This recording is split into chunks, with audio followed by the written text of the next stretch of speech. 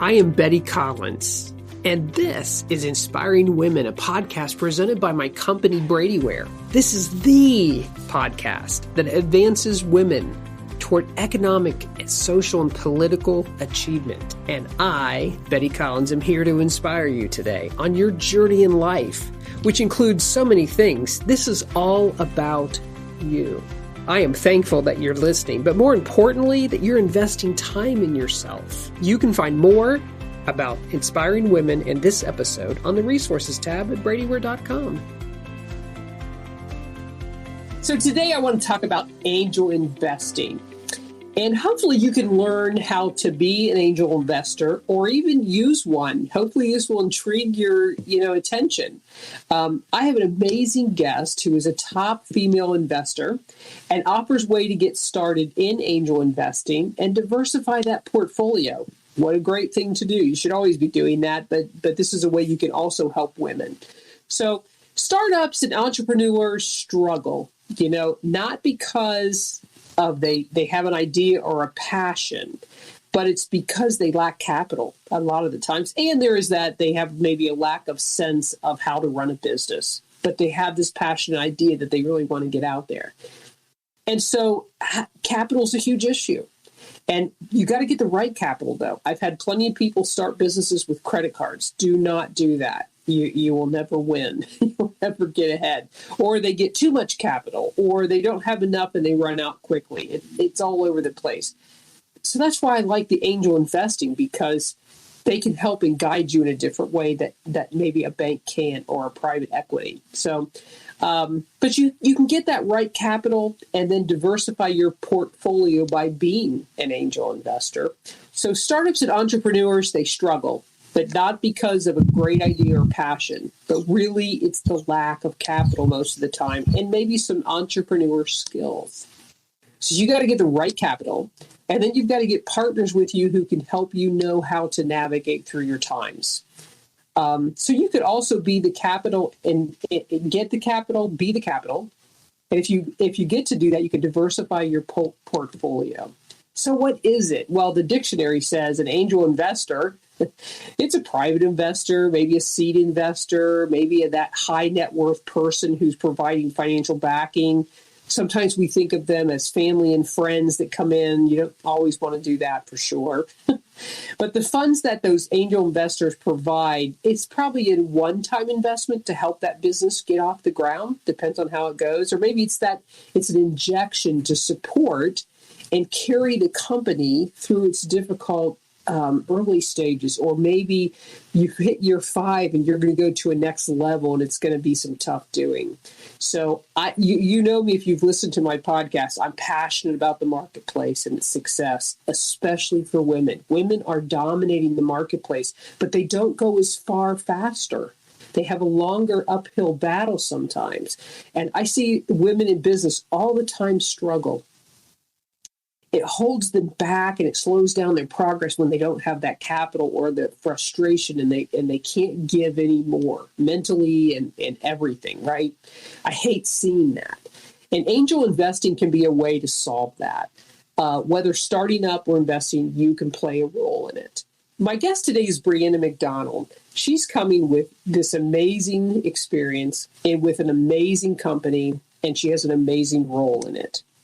Their mission is very simple. I'm going to let her talk about some of that, but it's to fund companies and provide excellent investment opportunities for their members. And she's going to talk a little bit about an overview of investing, what it means to be an angel investor, her experience as a woman investor in a very male-dominated industry. And then she's going to drill down into those 7 tips. That's something accountants love, the steps, right? The numbers, 7 tips. Okay. So I'm going to let her talk a little bit about her company and introduce herself in that way. And then I want her just to really talk about a little bit about her, not necessarily, hey, what we do, right? So welcome, Brianna, to my podcast. Tell us about what you do and your company.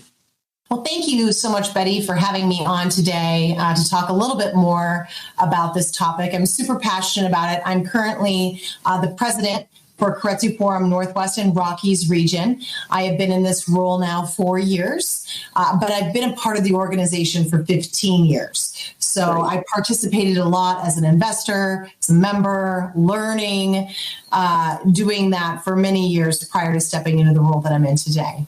But where I really come from is a long line of entrepreneurs. My father had his own business. His father had his own business. And I didn't really realize it at the time because in the 90s, he just didn't talk a lot about entrepreneurship. It just wasn't a word you heard very often.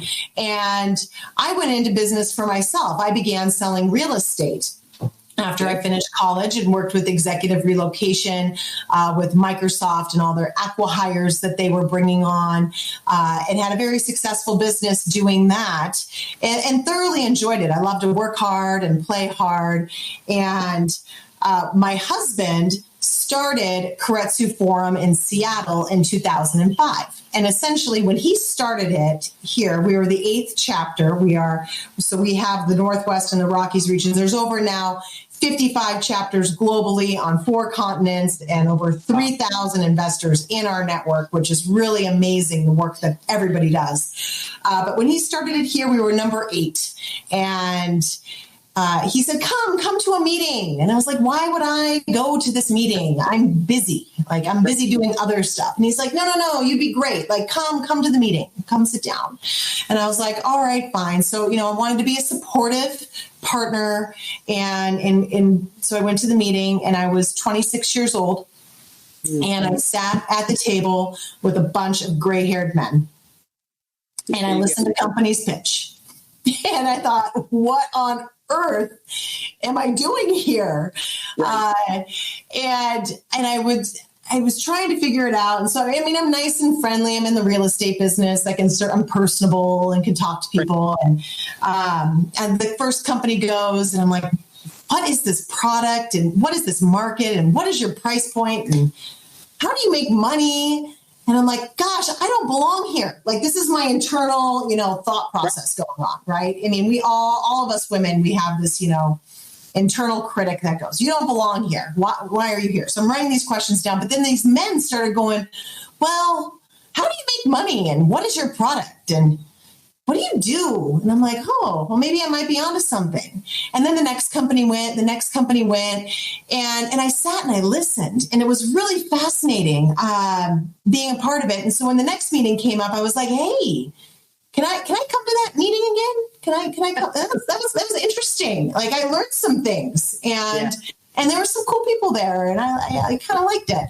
And Nathan was like, sure, come along. And it took me about a year. So I sat and actually observed for a year. And I didn't ask a single question in the room. Just being so young and being the only woman at the table, I didn't really feel like I fit. And one day I finally mustered up the courage to ask a question. And the adrenaline was rushing. I was nervous. And it was just this tiny little question. I don't even know what it was. But what I do remember is one of our investor members, who's still a member today, after I asked the question, leaned over to me and said, that was a good question. And that was all the reinforcement that I needed to know I was in the right place. Like, I actually deserved a seat at this table, and I had something of value to bring. And over the course of my many years of being in this industry and really being one of few women who participate and really working to bring more women in, is that women are highly beneficial here. They understand markets. They understand pricing. We do most of the shopping.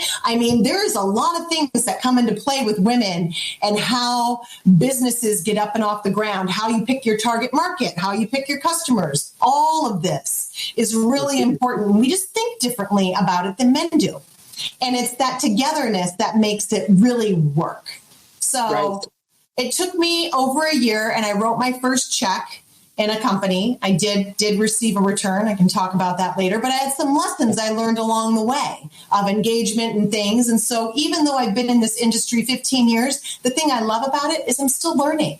You don't know everything. And being able to be in an organization like Keiretsu Forum, we lean on each other. We don't have to be experts in everything. We work together, the men and the women, but we need more women coming in. Right. And I think that if there were more women coming in, there would be, it's just a different perspective at the table. I know in Bradyware, when I came there, there's between 22 and 25 partners. And I came in, there were two of us there, right? And the discussion is different in the room now that we have 7 there. And it's not because we're maybe smarter, maybe we are. Or it's not because we're better, maybe we are. We just think differently.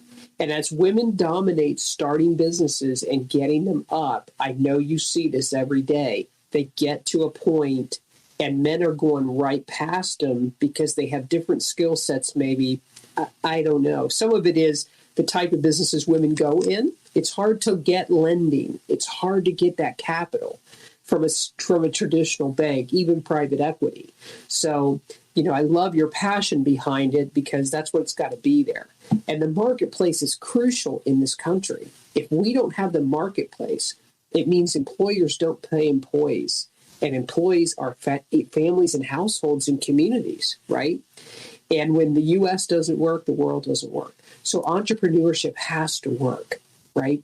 And this is just a way I wish more women who have had their success, even, they don't have to have multi-million dollar success, but when they have their success, they become that angel investor and say, I'm going to give someone a chance because I've been there. I've done that. So obviously you've kind of talked about your why behind, the passion behind that.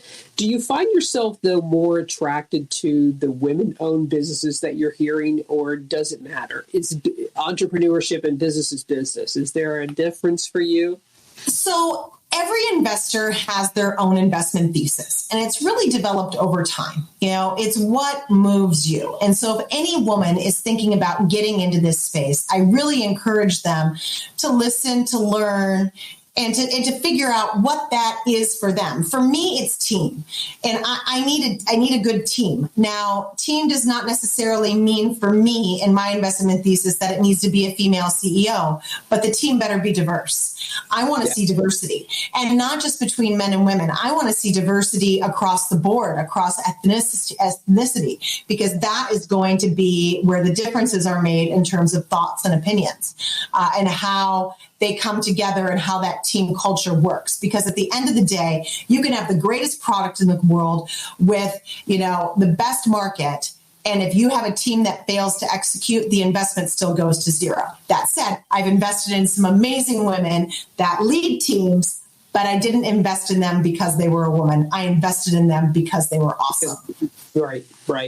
And I, as much as I am pro-business, pro-entrepreneurship, pro-woman for sure, it's got to be the right mix. Everything from the product to the execution. It can't just be this passionate idea. It has to all work together.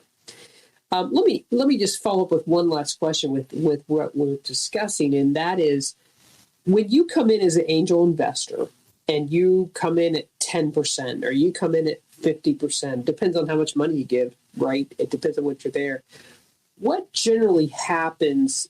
Is it more you write the check and you kind of wait and see, or is it, no, we're really hearing, we're there, we're on the ground, and we get to play a role? Because I think people think I'm writing a check and I'm done. So I think that is something that is a big misconception about, if you want to be a passive investor and you want to invest in early stage companies, I would really recommend a fund vehicle if that's the direction you want to go, because you'll be able to diversify and you'll be able to take that passive role in what you're doing. For me, what I love is I love being engaged. I'm advisors to the businesses I invest in. I call them up. I text them. I ask them how things are going. And I usually ask them what challenges they're having, because if I ask them how things are going, they'll always tell me it's great. So I'm like, hey, what challenges have you had the last month, and what can I do to support you in those challenges? If you stop hearing from companies, that's typically when things have gone south. And that can, when the communication stops, and that's when you need to reach out. And so that was one of the big lessons I learned early on, was that the more you communicate, the more you understand with what's going on with your private investments, the better and safer you're going to be. Lines of communication are super important. And I feel like, especially over the last 5 years, culturally, through the busyness, through all of the things that have gone on in our world, we just don't communicate like we used to. And we really should. We're here to help and support one another. And when you get a private investor's money, you also get their expertise. We're here to help you. Right. Figure out those problems. We're alongside of you. We're bought into you. We believe in you. Let's do this together. Let's push forward innovation and, make the world a better place. Right. Well, and I like how you talk about the advisor role, because, when I talk about small businesses having that hard time or they need capital and they think everything's about capital and lack of it. Sometimes it's just really you've had bad advisors or lack of advising. So, when you maybe tap into an angel investor or you become the angel investor, you have a role to play in that. Of advising and not controlling, but advising. Those are two different things.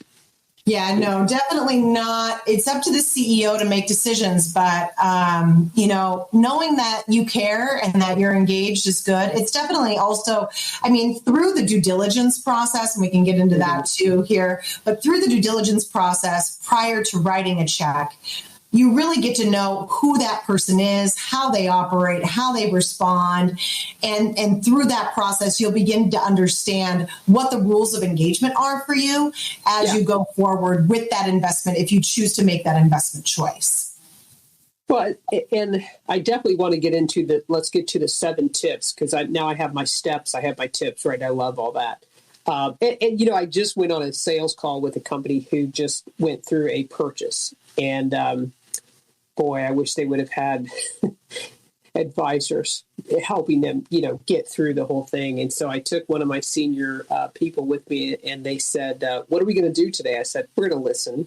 We're going to ask them who they are and how many kids you have, and where do you like to travel, and we're going to learn why they wanted to buy a business." That's a huge factor, and I don't think you can underestimate, especially when you've been in the marketplace and entrepreneurs for 20 and 30 years. You have a lot to give to someone, right? But let's get to the 7 tips. Let's talk about that. Well, so the first tip I have, tip number 1, is getting started. So the first thing you need to do is really think like, hey, is this something I want to do? And you have to start. If you don't ever start and take that first step and that first leap, you're not going to do anything with it. So is this something you're interested in exploring? There's lots of different investment groups. Like, I would really encourage any woman who was thinking about doing this to get involved in a group. So you don't have to go at it alone. You can really lean on other people in the group. And the groups in your region all have different investment theses. So it gives you some time to do some research. And as you sit in, and usually if you just want to come sit in on a meeting or two, they'll let you do that. They'll let you come in and try it on and see. One thing, I got off of a call today with a woman who was interested in becoming a member of my organization. And she's like, well, I need to go fill out the accreditation form for the SEC. There is no accreditation application for the SEC. It is just, these are guidelines that are put in place by the Securities Exchange to make sure that you are qualified to lose money, because this is risky business and that could happen. So typically, you make more than $250,000 per year salary if you're single, $300,000 if you're married, or you have more than $1 million in assets. Last year, they expanded that out a bit to be able to include different areas of study. So if you got your degree in biology and you want to go invest in a biology company, you should know enough that if you make a decision there, if you're going to lose your money or not. So they did expand that out a bit. So if you're interested in looking into that, there is some information there. But go online, look at your regional groups, your local groups. They tend to invest locally. My organization is a little bit different. We invest in a little bit later stage companies, not super early. There's more to diligence, and we are global. And so we work together. So we have our regional deal flow and our regions we work in, but we also work collectively with the other chapters, especially in North America, but across the world as well. So do your research is the first tip. Okay. The next one is Tip number 2 is find female support. Super, super important. Even reach out on LinkedIn. I have women reach out to me on LinkedIn and they're like, hey, I see we have like similar backgrounds. Can we just have a call? I love that. Like, I will take those calls. I don't usually take a lot of cold things off of LinkedIn, but if there's women out there looking to get into angel investing, they want to chat with me, I'm always more than happy to do so. So for any of the women who are listening in right now, and please, don't all bombard me at once, but, reach out. Like, I'm happy to, or find someone in your area and they'll share their experiences with you and the things that they've learned and how they got into it. But having a seat at this table is important because we are driving forward innovation. And when things are cloudy and uncertain, that is the time when you actually have the greatest ability to make a lot of money. Right. And so, because you're betting on the uncertainty. So not everything's certain. It's a little uncomfortable for us ladies sometimes. We like to be very pragmatic in our approach and be very thoughtful about how we do things, which is also why I like investing in women entrepreneurs. So once you target those groups, reach out to them, talk to them, do some diligence on those groups. Talk to some of the members, sit in on the meetings, see how they ask the questions. Are they nice? Are they kind? Are they mean? Is this a group that you want to be a part of? Do you find them engaging? And even online, it's really opened up a whole new world of us being able to sit in on lots of different types of meetings. So that's been one silver lining of COVID. We had to pivot our entire business from in-person to virtual, which was difficult last year, but I feel like we did it pretty well. And we're able to, and we've created different programs to allow people to be heard. In talk of that, I mean, I had more people reach out to me this year to be on my podcast because we don't think about, I got to go somewhere in Columbus. I could have a West Coast interview or an East Coast. It's been an amazing thing. And this is I'm glad to hear you say that. It didn't sound like it was maybe a hard pivot. You just had to pivot. You just had to do it, right? Well, and we had to make sure it worked, right? Because we are a very professional organization and things that we do and the steps and the processes. So trying to recreate that was not easy, but anything that is worthwhile in this life shouldn't be easy. Right. So, but I feel like we've done a really good job keeping the professionalism, keeping it running on time, respecting people's time and respecting our processes and how they all work. So as you sit in on the meetings, my 4th tip is to really pick the brains of the experts. So even if you're on Zoom, on a meeting, and you hear someone ask a really thoughtful question, message them. Say, hey, I really like that question. What's your background? I'm thinking about getting into angel investing, and I'd love to know a little bit more. Maybe we can have a quick call. There's so much we can learn from other people's backgrounds and experiences. We do not need to be the experts in everything. And I firmly believe that in a collective working together, and this is why a group is so important, being able to do that. Our members throughout Keiretsu Forum in our meetings message each other all the time throughout the meetings and have private chats going and things like that. It's our way to connect with one another and talk about the deals that we're seeing. My 5th one is, find something that's interesting to you. And this comes back to the investment thesis that I mentioned earlier. What really perks your interest? Now, I firmly believe in being able to diversify your portfolio. I do not believe in putting all of your eggs in one basket. So at Keiretsu Forum, we look at a wide array of opportunities. We look at biotech, we look at technology, we look at medtech and medical devices, we look at consumer goods, we even look at real estate.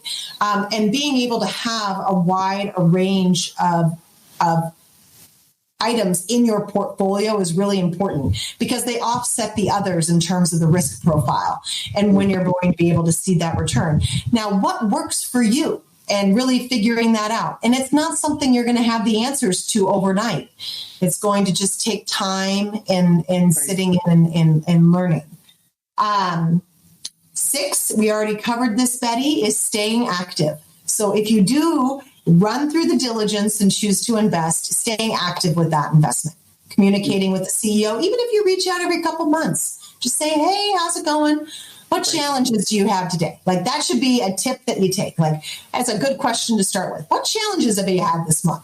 Because they will always tell you everything's great. And when you approach it that way, it's a little bit disarming. And then, the final one is to be able to reach your financial goals. And there's a lot of opportunity here. If you do the research right, if you mix up with the right groups that are a good fit for you and are thoughtful about how you go about diversifying and even taking off, carving off 10% of your portfolio to these higher risk investments, you can really do a lot of well and good at the same time. Right.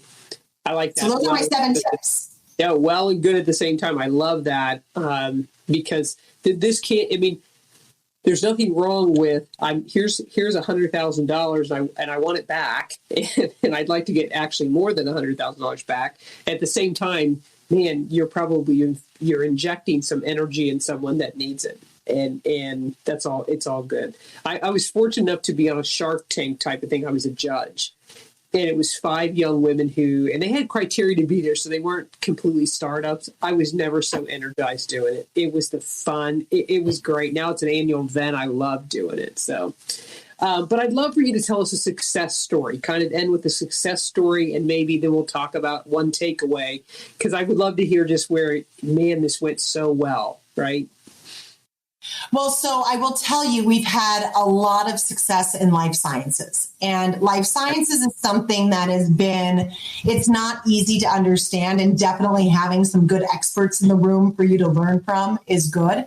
My first due diligence med tech device, I'll never forget calling up one of my members who runs a medical device. He builds medical devices. And I was like, okay, they're contract manufacturing in China. Like, what are the 10 questions I need to ask? And what are the answers that I need to receive if this is like a good deal or not? So, I mean, being able to like look at that and see, and looking at the FDA process, it's complicated and it's high risk, but it's super rewarding. We invested in a company, Immunomics Therapeutics, and they worked on a vaccine for red cedar allergy in Japan. So, the U.S. went there during World War II, and they planted a whole bunch of red cedar trees. And it turns out Japanese are very allergic to red cedar, and it's like debilitating allergy. But they've also been able to work as a drug platform, so they've been able to work into multiple different allergies. And after a couple of years, they received $500 million purchase order, and we received our first return from that. And they didn't divest us. They just gave us the return from that purchase order. And then we kept our stock, and we got a second exit again last year if we wanted it. There are opportunities, even with my first company, with my first investment, that I was able to get a 2x return out of, which isn't awesome. It was a food company, and I probably would be more cautious investing in a food company again. Lessons learned along the way, because I do include some of the things that I've learned to be just as much success as the capital I receive back. So looking at food deals is hard. There's a lot of competition. There's a lot of things that go into the space. I also thought it was going to be the most amazing thing in the world, and like put my money in and like walked away, kind of like what you talked about at the beginning, Betty, and didn't stay in touch. And they had an opportunity to exit in 2010. And if they would have done that, it would have been great. But they didn't. And so I did receive a return later that I was able to roll up into another investment that I'm super excited about. But there was lots of really good lessons along the way. And just as long as I'm not losing money, I consider it a win. And then my final company is the company, it's called Vita Inclinata. I'm an advisor. I've been an advisor for over 3 years now to this company. I invested at $8 million. They're just closing $150 million round right now. And so being able to be a part of that effort as they continue to grow, as they deal with their challenges. I have a really good relationship with the CEO.